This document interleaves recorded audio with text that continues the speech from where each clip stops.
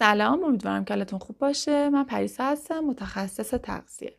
امروز میخوام راجع به روش‌ها و مکانیزم‌هایی که باکتری‌های دستگاه گوارش ما به کار میگیرن که با این روش‌ها میتونن به چربی‌سوزی و کاهش وزن ما کمک بکنن، باهاتون صحبت بکنم.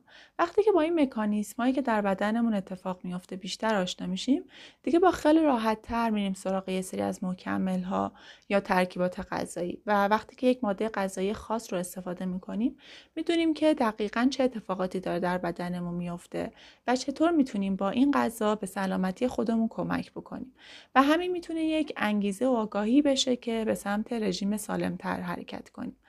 پس با این هدف توی این ویدیو قراره در مورد اثر یه سری از باکتری ها روی چربی سوزی، کم شدن التهاب، کم شدن مقاومت به انسولین باهاتون صحبت بکنم و اینکه چطور میتونیم این باکتری ها رو به وجود بیاریم. همه ما میدونیم که ما تعداد خیلی زیادی از باکتری در دستگاه گوارشمون دارن زندگی میکنن. راجع به اهمیتشون، معرفیشون و اینکه چطور میتونن کم و زیاد بشن و چطور میتونن روی سلامتی ما تاثیر بذارن، چطور میتونن به بدنمون آسیب بزنن، توی ویدیوهای قبلی خیلی در موردش صحبت کردیم و خیلی تاثیرات گسترده و زیادی دارن این باکتری ها و یه سریاش شناخته شده هست، یه سریاش هنوز شناخته شده نیست و محققین دارن در موردش تحقیق میکنن. امروز میخوام راجع به یکی از خیلی ساده ترین مکانیزم هایی که این باکتری ها به کار میگیرن باهاتون صحبت بکنم. یه سری از این باکتری ها هستن که اصلا مفید نیستن، آسیب رسانن، مضرن و میتونن بیماریزا باشن برای ما و این باکتری ها میتونن سم تولید بکنن و همچنین باعث بشن که این چسبندگی و انسجام سلول های روده ما به هم بخوره و یک بیماری یا یک حالت و شرایطی در دستگاه گوارش ما پیش بیاد که بهش میگن لیکی گات یا روده نشت کننده. یعنی این سلول ها اونقدر به هم چسبندگی ندارن و باعث میشن که ترکیبات روده ما نشت بکنه و وارد خون بشه. پس این باکتری ها در این حد میتونن سم وارد خون ما بکنن. از طرف دیگه باکتری هایی هستن که مفیدن و میتونن ترکیبات مفید وارد خون ما بکنن.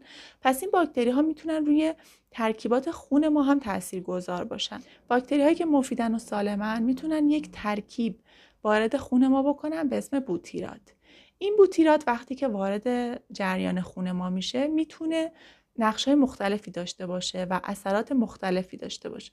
مثلا یکی از اثراتی که داره اینه که باعث میشه که اینترلوکین 10 در خون ما بیشتر بشه. اینترلوکین 10 یک ماده ضد التهابیه و وقتی که در خون ما زیاده یعنی که التهاب کمتره. پس وقتی که بوتیرات در خون ما وجود داره یعنی میتونه التهاب ما رو کمتر بکنه. پس التهاب کمتر مساویه با سیستم ایمنی قوی تر و به همین سادگی با یک ترکیب این باکتری ها میتونن به سیستم ایمنی کل بدن ما کمک بکنن. از طرف دیگه این باکتری ها یه سری اسیدهای چرب کوتاه زنجیر تولید میکنن و این اسیدهای چرب در کنار بوتیرات میتونن روی مغز و سلول های مغزی ما هم تاثیر داشته باشن. پس علاوه بر این که ترکیبات این باکتری ها وارد خون ماست و میتونه روی ترکیبات خونمون تاثیر بذاره، میتونه از طریق همین خون وارد مغز ما بشه و وارد محیط مغز ما بشه و روی سلول های مغزی هم تاثیر بذاره. راجع به نوروپپتید وای قبلا توضیح دادم که یک ترکیبی هست که در مغز ما تولید میشه، توسط سلول های مغزی یا نورونی تولید میشه و میتونه باعث کم شدن اشتها و کم شدن دریافت غذایی بشه. حالا شاید براتون جالب باشه که بگم این بوتیرات میتونه روی سلول های مغزی ما تاثیر بذاره و باعث بشه که نوروپپتید وای بیشتر در مغز ما تولید بشه و از همین طریق میتونه باعث بشه که اشتهای ما کمتر بشه و میل اون به دریافت غذایی هم کمتر بشه. پس از طریق باکتری های دستگاه گوارش ما و ترکیبی که تولید میکنن مغز ما میتونه روی اشتهامون تاثیر بذاره.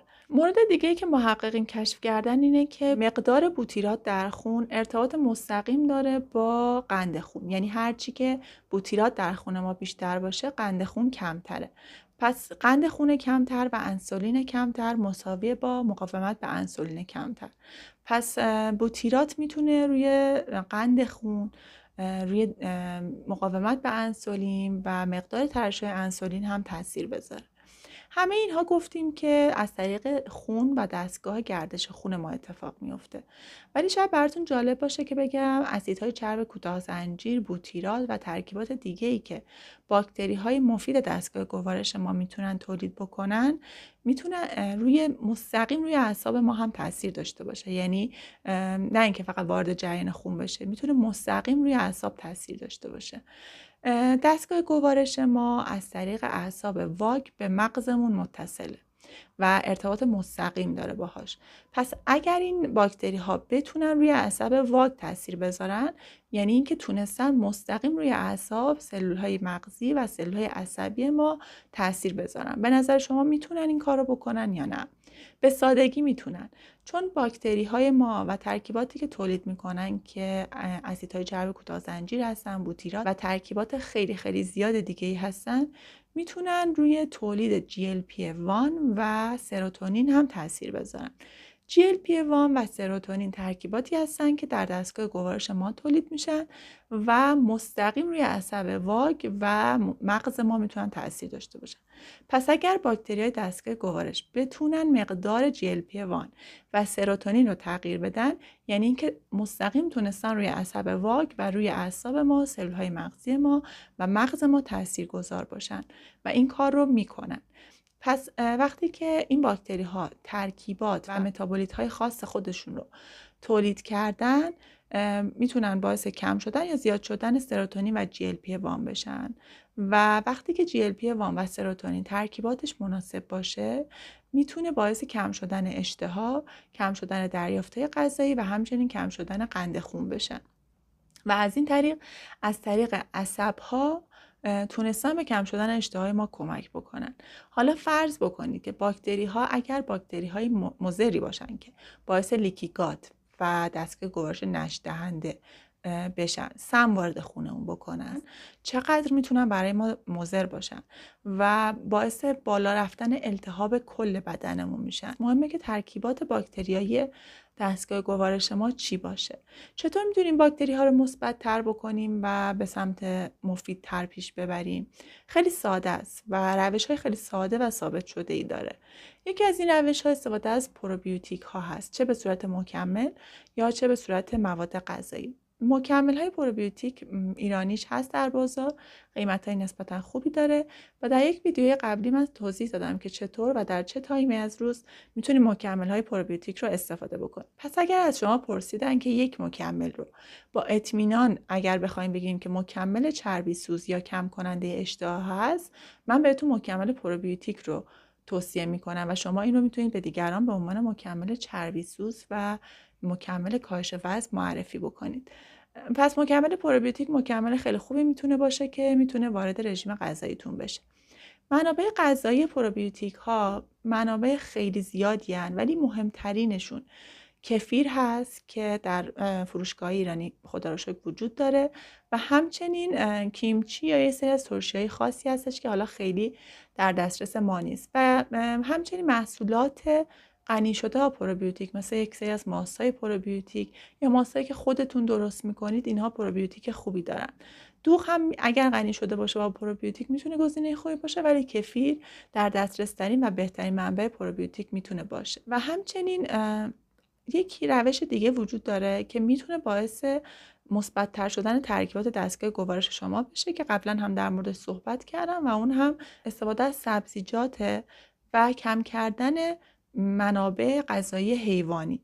وقتی شما منابع غذایی حیوانی مثل گوشت و مرغ و اینا رو کمتر بکنید و مصرف سبزیجات رو بیشتر بکنید، و خیلی خیلی تونستیم به مثبت تر شدن باکتری های دستگاه گوارش خودتون کمک بکنید. پس به همین سادگی میتونید این باکتری ها رو تغییر بدید، ولی اهمیت این باکتری ها خیلی زیاده. همین میتونه یه انگیزه‌ای باشه برای اینکه سبزیجات رو بیشتر استفاده بکنیم یا منابع غذایی پروبیوتیک رو بیشتر استفاده بکنیم و وقتی که بدونیم که داره این اتفاقات در بدنمون میفته، میتونه انگیزه‌ای باشه برای استفاده بیشتر از سبزیجات.